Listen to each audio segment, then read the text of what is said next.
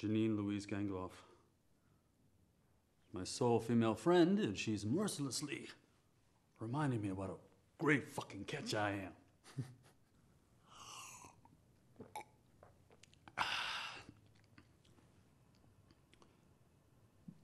This provides no consolation, largely because she's always careful to amend this claim with the following explanatory banality. Lars, you're a specialty item. A specialty item. Like a semi-exotic brand of coffee. Cafe Bustelo? Or Pilon? It's Cuban. Apparently I'm just not for everybody.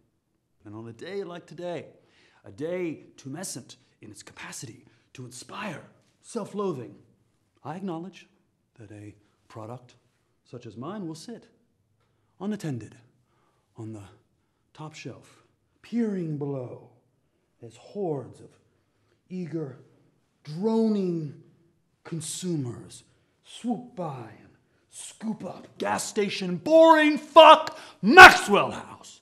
Excuse me. You'll find somebody. She'll stammer. It's all gonna work out, Lars. I'm dubious. Not because I want to be, mind you, but rather because my radically empiricist worldview compels me to look at the data. And the data point conclusively to the fact that I'm basically repulsed and appalled by the majority of my species. I have no idea why she asked me to speak at her wedding. Salud.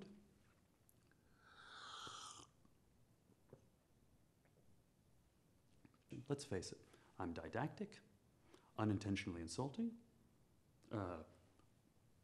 yoked to ostensibly absurd ideals, and I feel palpably superior to all that I meet. No, I'm not getting laid anytime soon.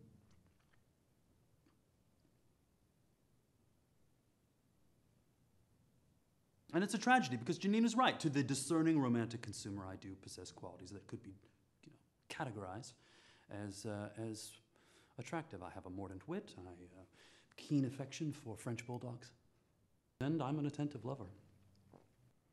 Tender, light grazing with my tongue, and ecstatic head massages are my MO during seduction. Nevertheless, I remain trapped in amber, lying in wait, wasted. I want out. I want out! I want out! That's what you Maxwell Housens don't realize! What you don't get about the cafe bustelity among you. It's not that we choose to be misanthropic and haughty. Misanthropy and haughtiness were thrust upon us. I'm just like any other being. I long for a redemptive other. I yearn for all the dippiness and the hysteria and all the dopamine-rich gooiness that romantic love compels. And yes, of course, it would be wonderful to believe that, one day my, optimally harmonious, cerebrally fecund, polyerotomorphic mate image just magically, boom, materialized before me, eager to receive my girth. But I'm 39 years old, and despite my best intentions, I am who I'm going to be. And who I'm going to be is alone. I've had relationships, yes, but I always end up cashiering them because the following prescient truth inevitably emerges. Familiarity breeds contempt. For the very instant that their morning breath elicits even the faintest of shudders, I acknowledge darkly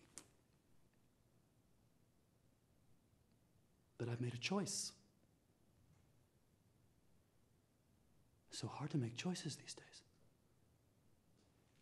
which compels me to mourn all of the choices I did make, which in turn compels me to flee, to make haste, to run like the plague, ever doomed to repeat the same dismal cycle over and over and over and over and over and over and over again.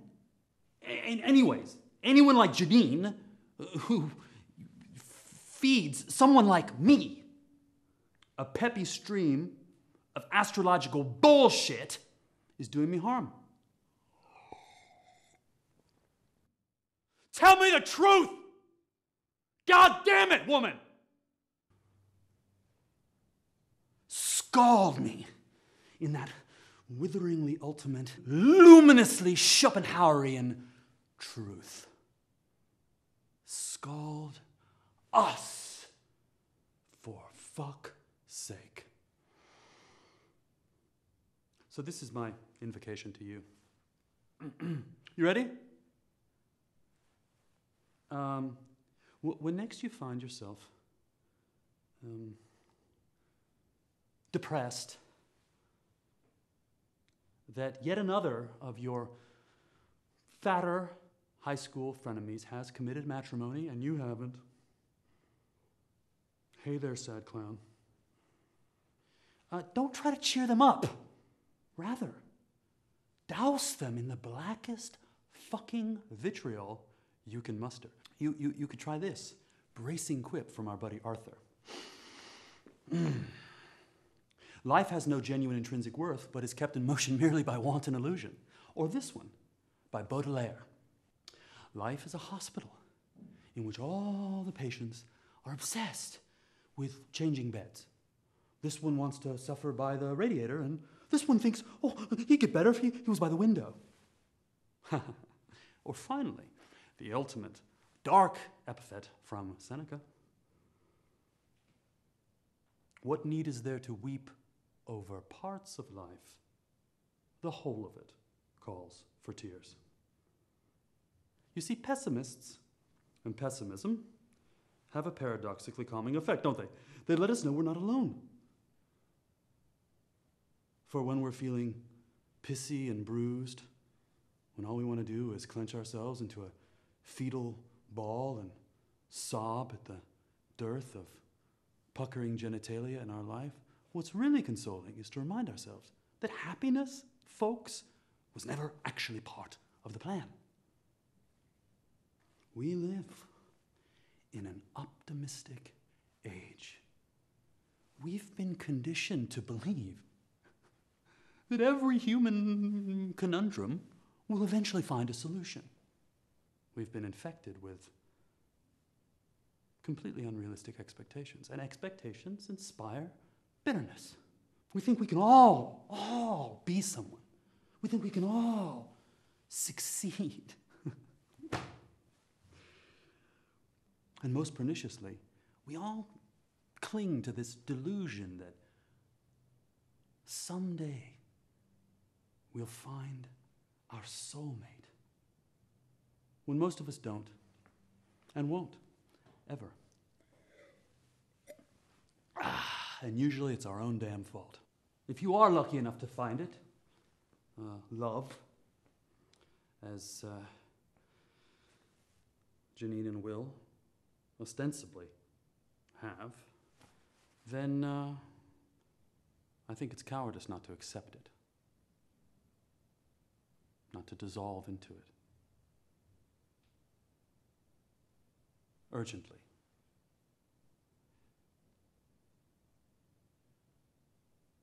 Because love cannot be begged, contrived, or wheedled. It can only be given. Good fucking luck.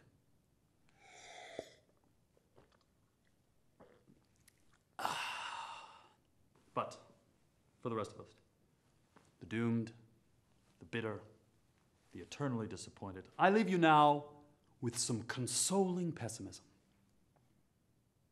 It is bad today, and every day it will get worse. Until the worst of all happens,